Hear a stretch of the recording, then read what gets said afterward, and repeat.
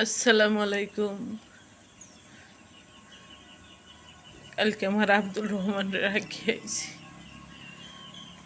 আমরা মা জাত, যতই পাষাণ হতে চাই পাষাণ হওয়া যায় না।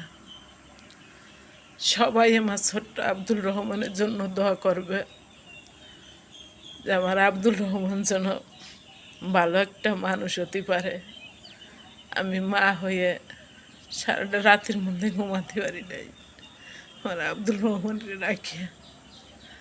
কখনো আরে ছাড়া থাকি নাই। তো দিদির কাছে যে কয়েকদিন ছিল, তো সেখানে তো রাত্রে ওর দিদির কাছে এসে থাকতো।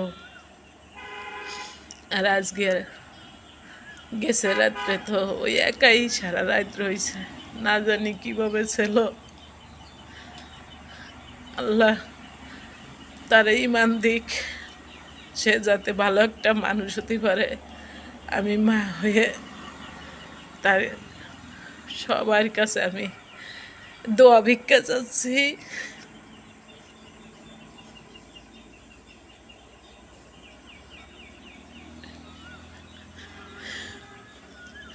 সবাই আমার আব্দুর রহমানকে বেশি বেশি দোয়া করবেন। এই পৃথিবীতে আমার আব্দুর রহমানের এইটা ছাড়া তো আর কোনো স্থান নাই।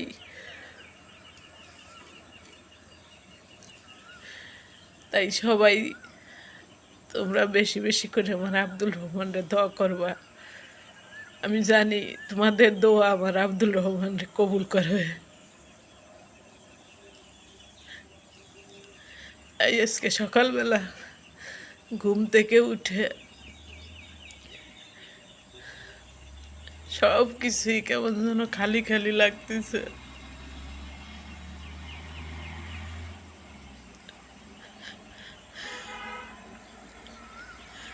এরকম সময় ও উঠে, মা কি দিবা দেও আমি খাবো, হাত মুখ ধুয়ে আসে। ওঠে আরো আগে। আজকে ভালো লাগতেছে না কোনো কিছু, তাই তোমাদের সাথে একটু শেয়ার করলাম। তোমরা সবাই আমার আব্দুল রহমানকে অনেক ভালোবাসো আমি জানি। তাই তোমাদের ছোট্ট আব্দুল রহমান আজকে আল্লাহর